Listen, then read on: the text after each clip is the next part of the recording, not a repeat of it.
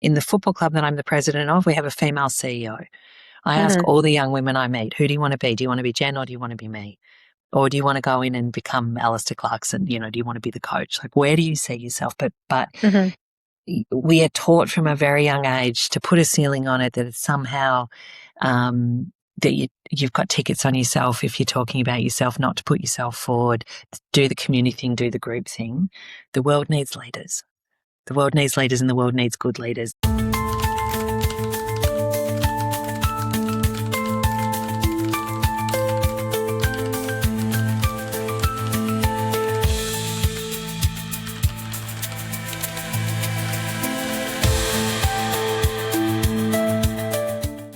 Congratulations on being one of the National Council of Jewish Women speaker lineup for their national conference this year.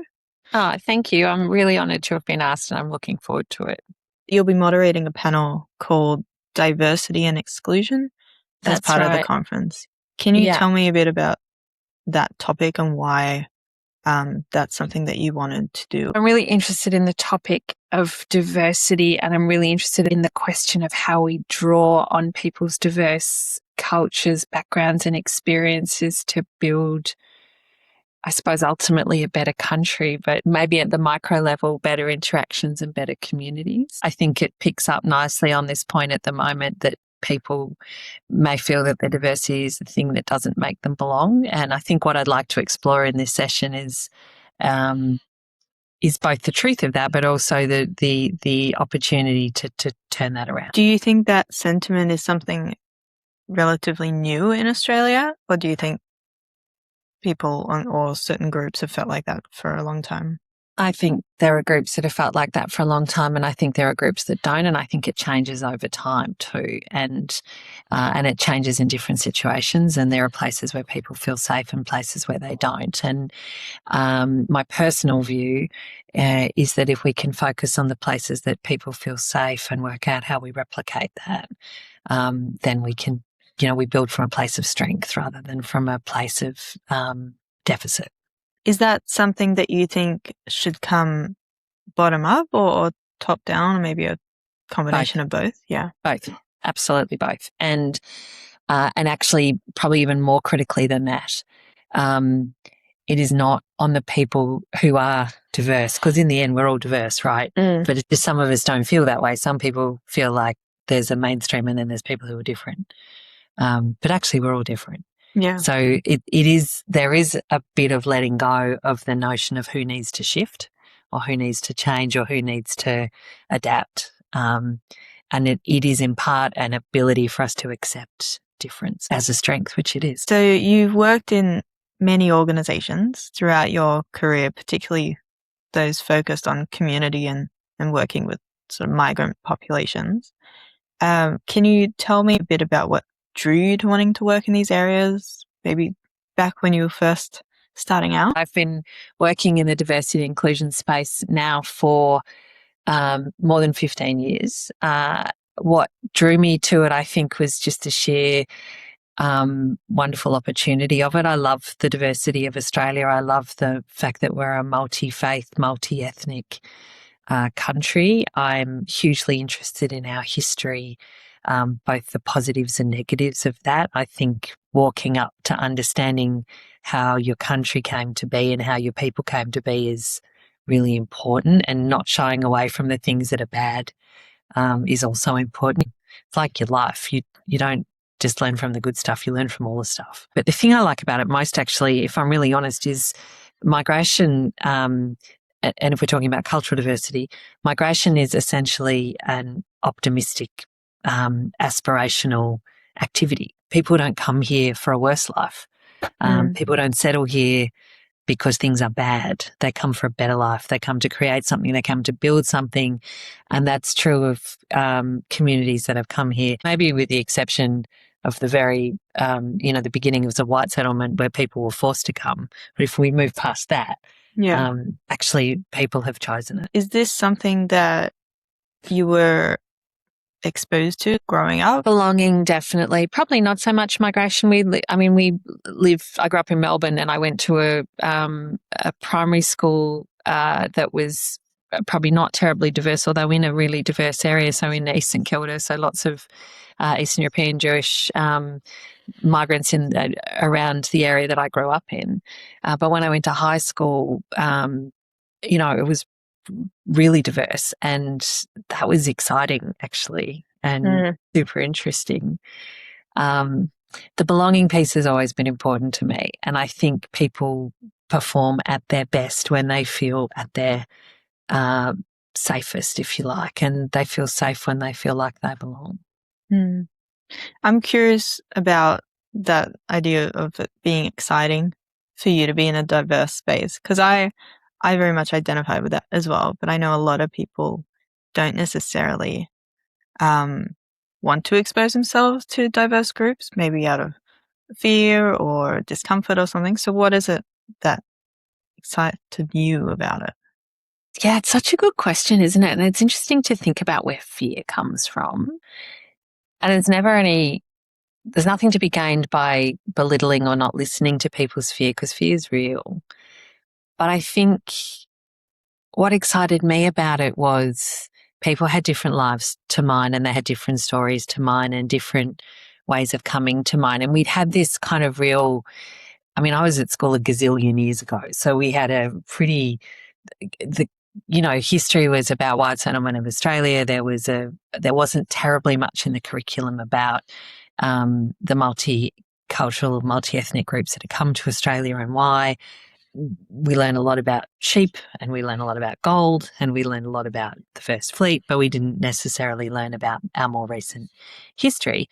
Yet here were people whose families had made the decision to come. And when I was young, and when I was at school, European, lot of European settlement, but by that stage, Vietnamese, Chinese, Australians as well, and so just really different diversity, different life experiences, different ways of seeing the world. And I found, and I still find that really energizing, actually. The idea of social cohesion is a big topic of discussion at the moment in Australia, especially with the Royal Commission going on. Having worked for many years as an advocate for social cohesion, what do you see as the biggest threat to that in Australia at the moment? You can use whatever definition of social cohesion you like, but in the end, it's the framework of how we get along, and actually also how we disagree.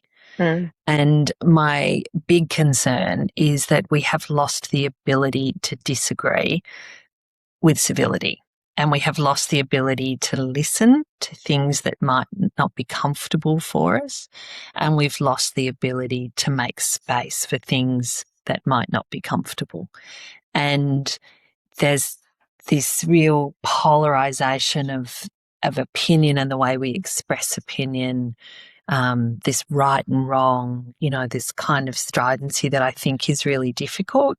And I think in a good, strong, socially cohesive society, which I believe we have, but I do not believe it's inevitable. So I think we have to work at it. But in that society, it is not saying everybody is the same, thinks the same, believes the same.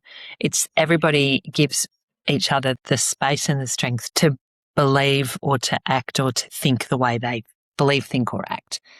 And that we're okay with that. We can disagree with one another and still live together, and that's okay. When do you feel like that shift happened? Like when were we better at that than we are now? I think it's been getting systematically worse, particularly since COVID. I think when people are under personal pressure, economic pressure, cost of living pressure, fear, distrust, those kind of negatives can take hold. And I think maybe that's what we're seeing a little bit of here.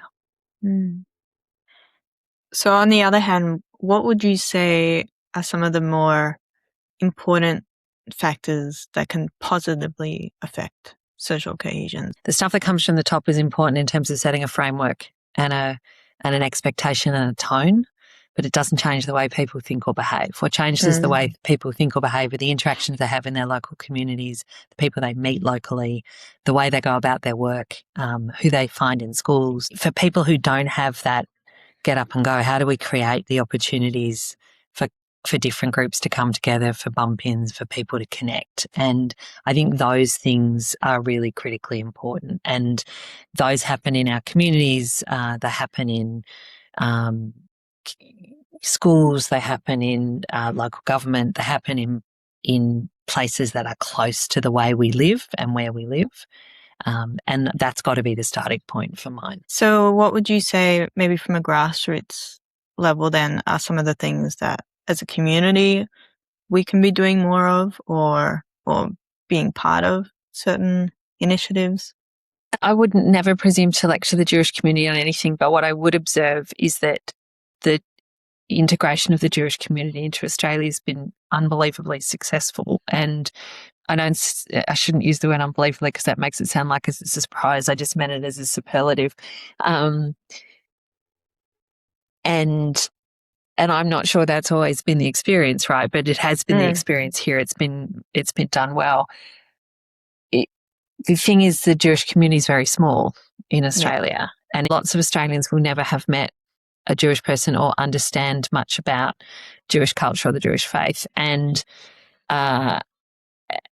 actually knowledge matters. And I would say, as painful as the current process of the Royal Commission is, actually it's really important because it's incredibly important for the stories to be heard by people outside of the community. So I think that first is making space for people who don't know. And rather than we could judge them on that, or we could just say, well, they don't know. So let's work out how we're going to deal with it. I think the second thing is it's not your responsibility to solve for people's lack of knowledge, and it's not your responsibility to solve for the people who don't want to know or who are silent. But if you offer them the opportunity and they don't take it, that's on them. And I think maybe my thing for everybody, for the broader community, is actually just get out and go and meet someone who's not you.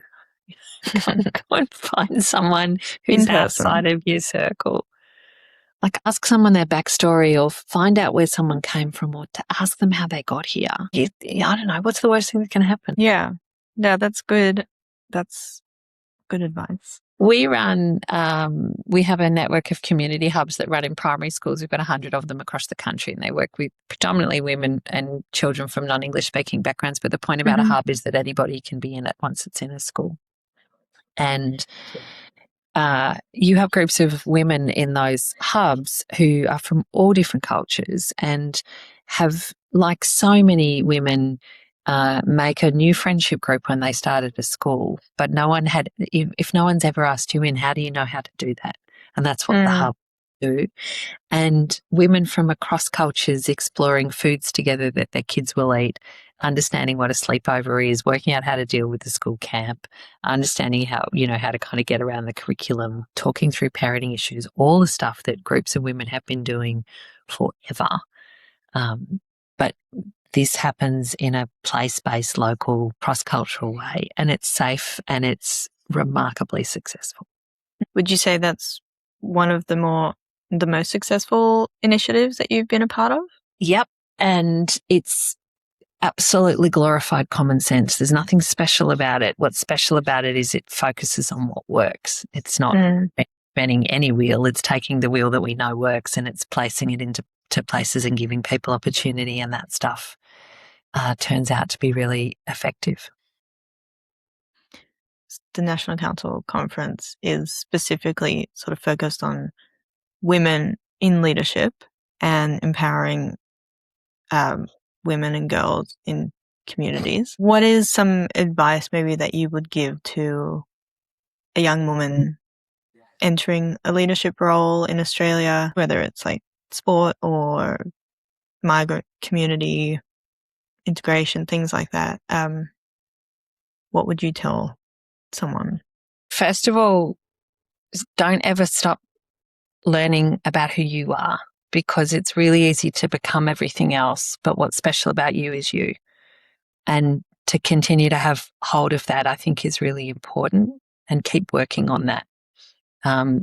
Keep working on understanding it and keeping hold of it. I think it's important to understand how the world operates and understand how the environment you're in operates. If you're going into sport, you will be in a minority of women. If you're going in as a woman, that's That's the thing.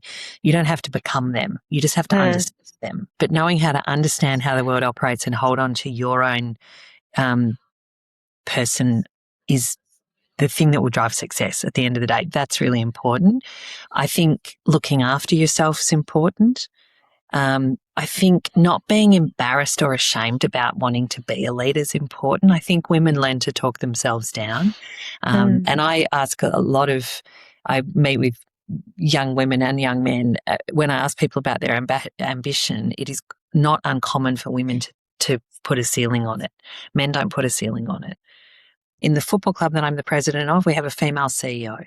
I ask all the young women I meet, who do you want to be? Do you want to be Jen or do you want to be me? Or do you want to go in and become Alistair Clarkson? Do you want to be the coach? Like, where do you see yourself? But we are taught from a very young age to put a ceiling on it, that it's somehow that you've got tickets on yourself if you're talking about yourself, not to put yourself forward, do the community thing, do the group thing. The world needs leaders. The world needs leaders and the world needs good leaders. And then probably the last thing for me is don't lose sight of your true north. So whatever your underlying value proposition is or value system is, don't lose that. That's the thing that in the end, that's all you got. You can, and if you lose that as a leader, you're a bad leader. That's the other piece of advice. Do it. The world needs some gutsy young women standing up and leading, frankly. So going off from that, what would you say is one of the biggest lessons that you had to learn personally in your leadership role as a woman? Being myself, being comfortable with being myself and knowing that was enough. Yeah. Did I just quote from Barbie? Yeah. I reckon I did. But